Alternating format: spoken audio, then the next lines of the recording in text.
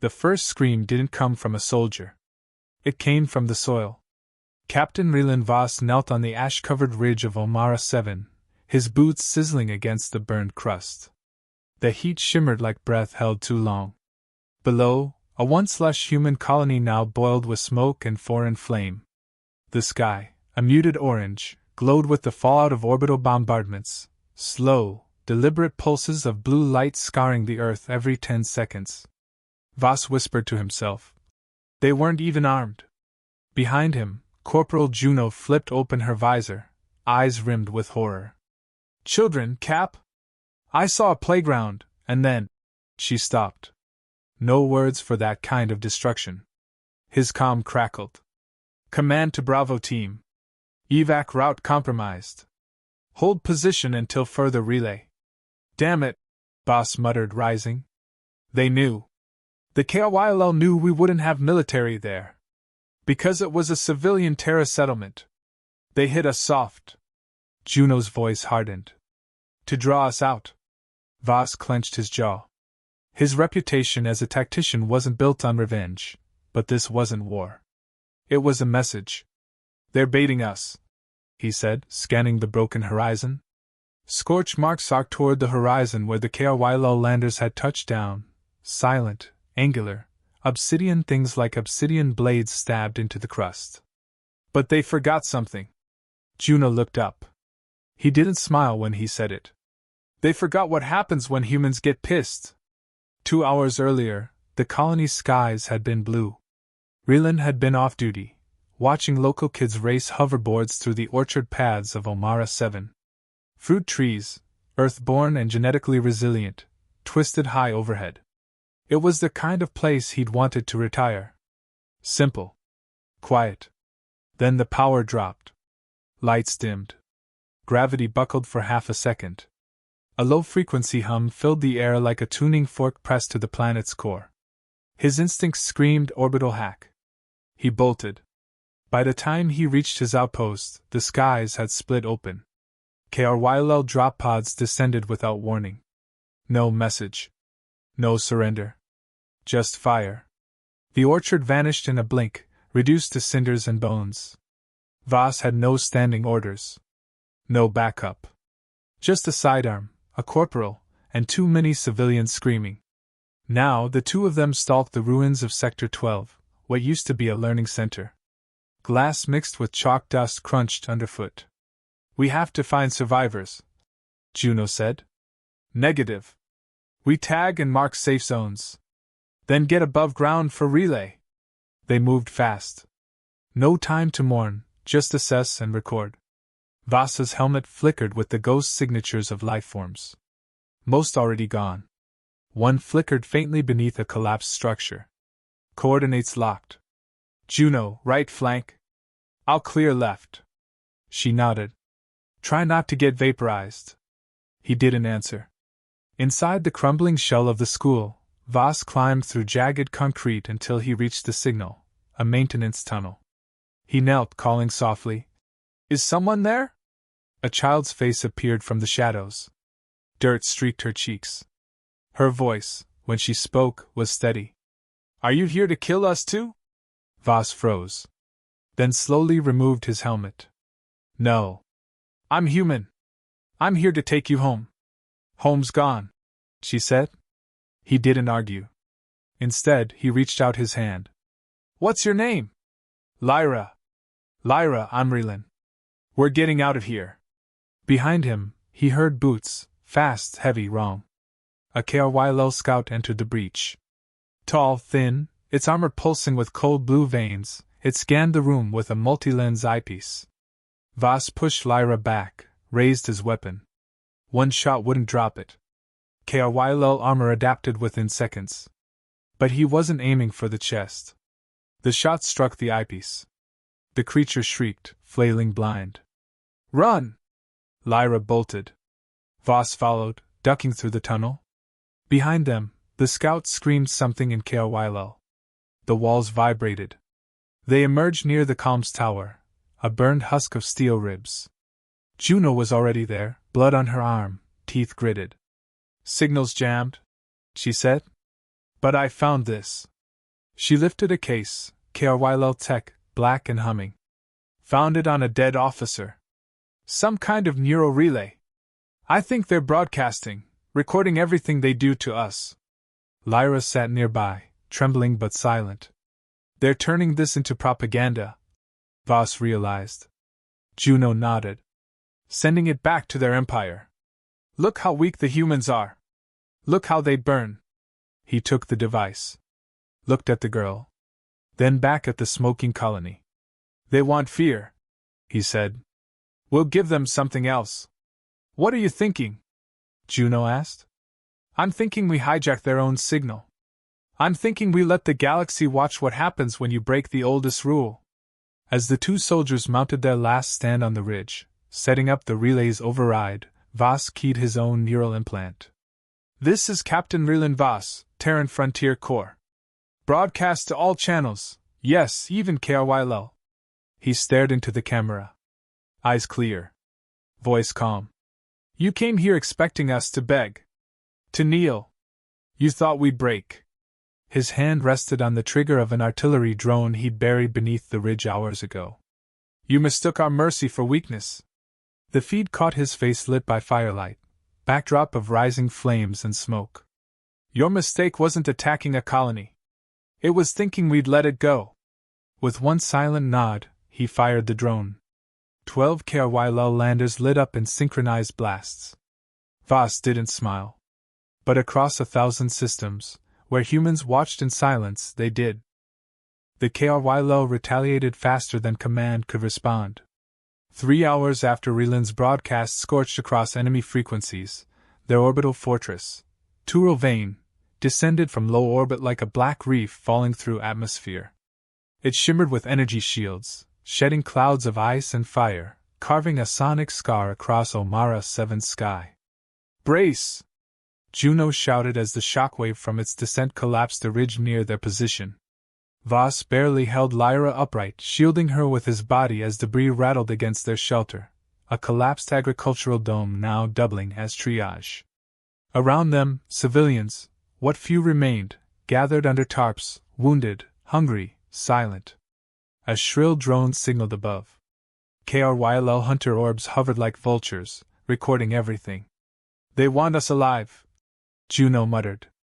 They want a spectacle. Not us, Voss corrected, eyes on Leira.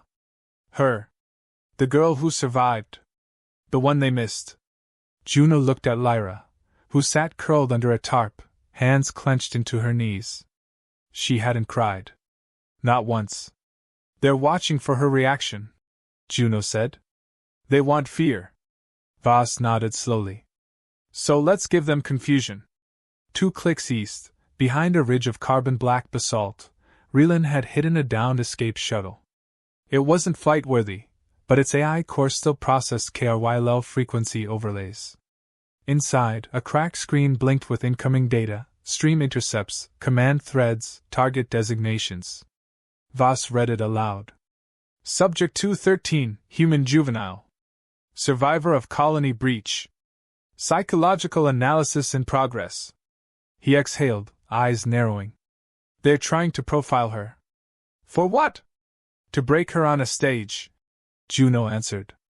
Turn her into a ghost story. He didn't speak for a while. Then we don't let her go. We go to them. Juno blinked. You're suggesting infiltration. Into a HFY dreadnought. Voss stared at the fortress as it loomed just beyond the horizon. Not suggesting. Planning. Midnight came with electric storms, the kind that only happened on half-terraformed worlds. Purple lightning forked across the sky as acid rain sizzled against their gear. The survivors remained hidden in the ruins. Voss and Juno moved with purpose, cloaked in stolen HFY camo netting, guiding Leira between cover points. Why are we going toward the monsters? Leira asked, not with fear, but accusation. Because they don't expect it, Voss answered. And that's our edge. Juno leaned close. You're the only thing they don't understand. And that scares them more than any weapon. They reached the access point, a burn-scarred insertion trench left from one of the earlier landers. HFY soldiers no longer guarded it. They assumed the humans were broken. The fortress didn't need doors when it believed itself invincible. Voss keyed the relay. The hatch hissed open. Inside, it felt like stepping into a lum. Pulsing walls. Low-frequency humming. Blue biolights traced along living metal. HFY architecture was never built, it grew. Stay close, Voss whispered. They moved through curving corridors, ducking between node points where data was pulsing in strands of light. The relay pulse grew louder as they neared the command core. Then something went wrong. A voice. Not shouted. Not spoken. You are inside me. Leira stiffened. Juno froze. It's the Overmind. You carry something we cannot parse. Show it. Voss raised his weapon. You first. The corridor changed, walls splitting, reshaping into a viewing chamber. A sphere hovered in the center, tendrils of thought lace wrapped around a floating spine of data nodes. A projection blinked into place, a woman. Pale, indistinct. Eyes that never blinked. We learned your language, it said. But not your nature. Voss stepped forward. You murdered farmers. Children. Not warriors. They were test cases. We required baseline panic. Baseline despair. Lyra's voice was flat. You wanted to see if we'd beg. The Overmind tilted its head. Begging is expected. Resistance was not. Then you failed your test, Juno said. The lights in the chamber pulsed. We adjusted the parameters. Suddenly, gas hissed from the vents. Run! Voss shoved Leira behind him, firing into the sphere. Bullets passed through. Illusion. You misunderstand. You were never the test. Juno collapsed first, choking. Voss felt his limbs slow, his vision tilt. Leira didn't move. She stepped forward. Unaffected. The Overmind paused. You are not anomalous. She stared into it. You watched me. You studied pain. But you never understood why it matters. The voice fractured, skipping like static. Explain. No. She raised her hand. A small cylinder, HFY relay tech, lit blue in her grip. The override Juno stole. Voss had given her one job before they entered. If anything goes wrong, press this. She did. The feedback scream was instant. Alarms wailed. Walls warped. The illusion flickered, Overmind's form melting into chaos. Leira turned. Let's go. Voss forced himself up, eyes watering. Can you run? I'm already ahead of you. They fled. The escape was a blur, fire, collapsing halls, drones bursting from ceilings. Juno half carried by Voss, her breath shallow but steady. Leira led them, barefoot, moving like she already knew the route. By dawn, the fortress had lifted. Whatever was happening inside, it was no longer watching them. Juno collapsed beside a ravine. Voss looked at the girl. How did you resist the gas? She shrugged. I don't know. You're just a kid. She met his eyes. You're wrong. I was. Yesterday. He didn't argue. They stared at the sky together. The fortress was gone. But the war had changed. Voss stood waist-deep in the wreckage of Outpost Echelon, a place that no longer had walls, just splinters of steel and scorched bones. Dust settled like snow across his shoulders. Juno lay still beside him, unconscious but alive. Her breathing was shallow, but rhythmic. A field patch over her side was already leaking. Pressure's dropping, he muttered. The last med stem hissed empty in his hand. No more supplies. No more time. From the ravine ridge, Leira watched. Her expression hadn't changed since they left the HFY fortress. Blank, eyes distant, focused on something beyond the moment. Leira, Voss called. We need to move. She won't last here. I know, the girl said. But you won't like where I want to go. She pointed west, toward the scorched remains of the orbital gate port. Voss had seen it fall during the initial strikes. Melted towers. Glass craters. Nothing survived that. It's dead ground, he said. They missed the relay core. That's how I hit their Overmind. It's still active. How do you know that? She hesitated, then looked him in the eye. Because I can still hear it. Voss flinched. You're linked? Not exactly, she said. It's not in my head. It's near. Like it's trying to understand through me. But it's listening. Then it knows we're coming. Yes. Good, he muttered. Let's give it something to hear. They traveled at night. Omara 7's twin moons cast fractured light across the ravaged terrain. Fires still smoldered in collapsed fuel towers. Drones scanned from orbit, but they moved quiet, under the noise floor, beneath thermal detection. Voss carried Juno across a narrow stretch of dry riverbed, her weight a burden he refused to acknowledge. At the edge of the port ruins, Leira stopped. It's below, she whispered. They entered through a gash in the perimeter wall, bypassing security that no longer had power to function. Inside, twisted girders reached from the dirt like broken fingers.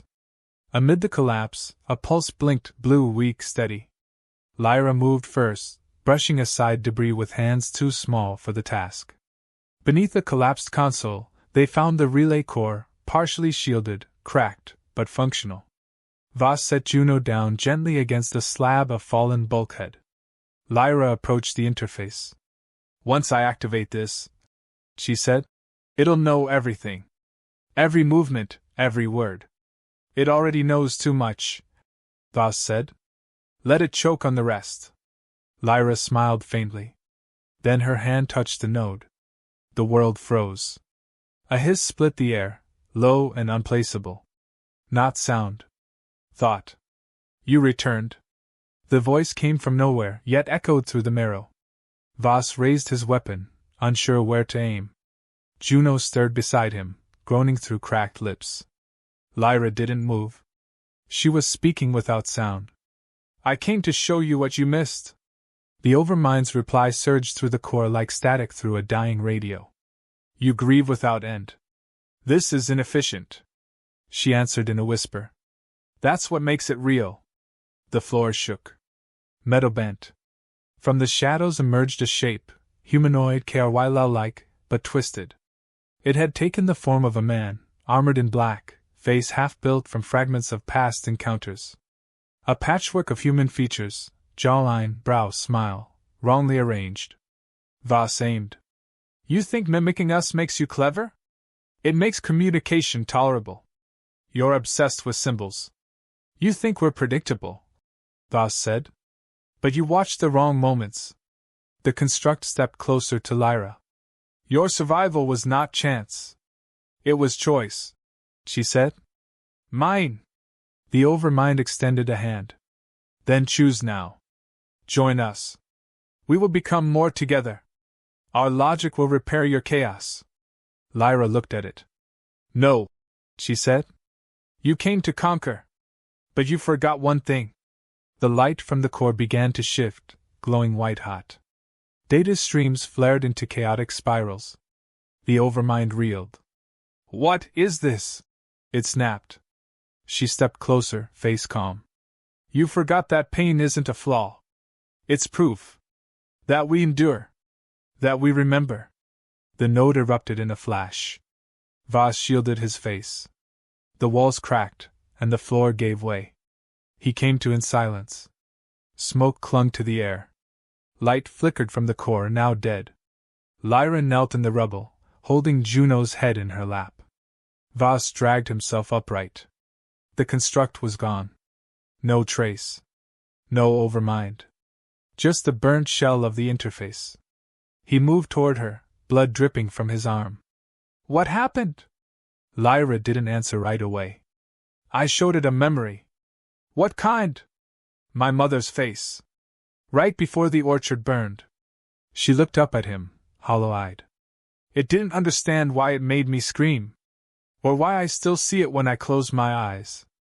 Voss said nothing. There were no words that could fix that. Then she added, but now it does. The clouds outside shifted. Above, the HFY fortress, Turil Vane, tilted in orbit. Faint tremors moved through the ground. Voss checked his calm. A signal. From Earth Command. Captain Voss? A voice crackled. We received your broadcast. Reinforcements inbound. HFY vessel is destabilizing. He stared at Leira. You broke it? She nodded once. No virus. No weapon. I just let it feel what it did. Voss laughed. Not from joy. From awe. Juno stirred. He knelt beside her. We're going home. She managed a thin smile. Did we win? Voss looked back at the girl. At the dying fortress above. No, he said. We survived. And that's worse for them. The HFY fortress broke orbit at dawn. Above Omara 7, Turo Vane twisted as if in pain. Its hull fractured along unnatural lines, as if the structure could no longer agree on its own geometry. From the valley floor, Voss watched it deform in silence, one arm braced beneath Juno's shoulder, the other holding the comm receiver tight to his ear. Command confirms destabilization, the voice said. Whatever you did, it's unraveling. He lowered the device. It's not what we did. Leira stood nearby, staring at the sky with eyes that didn't blink. The girl hadn't spoken much since the relay core incident. Not from shock. From understanding. Voss approached. Talk to me. She answered without looking away. It's still trying to rebuild itself. But it's afraid. Afraid of something it never had before. What? A soul. He said nothing for a long moment. Then Juno coughed behind him. As poetic as this is, we've got about 15 minutes before the debris starts raining back down. Voss turned. Extraction window? Scout shuttle en route. Drops in 7. She held up a flare cartridge, thumbed the primer, then paused. You sure we want them seeing this? She asked. The ship breaking up like that? Everyone'll know. They should know, Voss said. That's the point. She ignited the flare.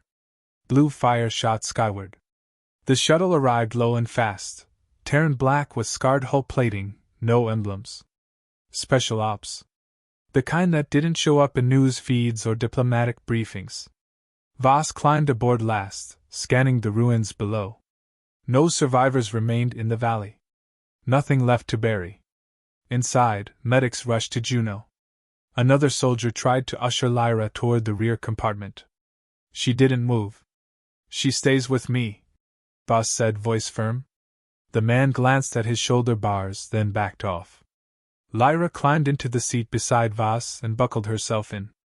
As the shuttle lifted, the horizon split with a new tremor. Turo Vane collapsed into itself in the upper stratosphere, a silent implosion of obsidian shards and failing gravity wells. For a second, no one spoke. Then the pilot said, Hell of a thing. Voss didn't reply. His hand rested on the buckled harness between them. Leira finally whispered, It's over. He shook his head. No. Just changed. They reached orbit in 6 minutes. The Terran command ship, TFS Resolute, loomed like a hammer in the dark. Long, silent, and old. It had seen more wars than Voss had years. As the shuttle docked, he caught glimpses of crew through the viewports, faces drawn, watching the feed from Omara 7, eyes fixed on the burning sky. Inside, a debrief team was already waiting. Officers in black uniforms, eyes like glass. Captain Rylen Voss, one of them began, tablet in hand. You're being reassigned to Earth Central. Temporary leave. Debrief scheduled for. No. The man blinked. I'm sorry. Voss stepped forward. I'm not leaving her behind. And I'm not disappearing into another report. He motioned to Leira, who stood silently near the hatch. She's priority. You'll need clearance levels higher than yours just to understand what she did. The man frowned. She's a civilian. No, Voss said. She's the reason we're still breathing. There was silence. Then a woman from the back stepped forward, Admiral Holden, head of Frontier Intelligence. She nodded once. Clear the room. The others obeyed. She approached Voss. I've read the feeds. Watched the data collapse. We don't know what she did. Or how. But the KRY low command network across 6 systems just went dark. Their forward fleets have stopped moving. Voss waited. The Admiral looked at Leira. We don't know if they're regrouping or retreating. They're not retreating, Leira said, voice quiet. They're deciding what to become. Halden blinked. You're certain? Leira nodded. They saw something they weren't built to see. The Admiral turned to Voss. What do you need? Time, he said. And freedom. We don't cage what we don't understand. Not this time. She considered, then nodded. Done. Earth came days later. Green again. Whole again. From the orbital arc station, Voss and Leira descended to the Terran archive, a compound buried beneath centuries of stone and secrecy. Only the oldest data was kept there. Only the most dangerous truths. They stood before a vault door sealed for over 100 years. You sure about this? Voss asked. Leira stepped forward, laid her hand on the scanner. The lock clicked. Inside was silence. Not just the absence of noise, but the weight of memory. Walls lined with history, wars erased, names forgotten, footage hidden. In the center sat a chair. Leira sat without hesitation. Lights pulsed around her. She's uploading something? Asked a tech behind them. No, Voss said. She's showing something. The room shifted. Holograms erupted in silence. Faces, cries, flames, then calm. The orchard. Her mother. Her breath on glass. Her scream. Her silence. Every frame fed into the system, and something changed. The archive responded. It learned. Voss watched it absorb her grief, her anger, her refusal to break. And it translated. All across the human network, beacons lit. Not orders. Not commands. Just one message. We are still here. Later, as they sat outside the archive, under a sky no longer burning, Leira asked, Will they come back? Voss looked out across the horizon. Yes. She waited. But not the same way, he added. Not after what you showed them. She leaned against him. They should have listened. He nodded. They broke the oldest rule. Leira whispered it with him. Do not mess with humans. The wind stirred the grass. And above them, the stars blinked, watching,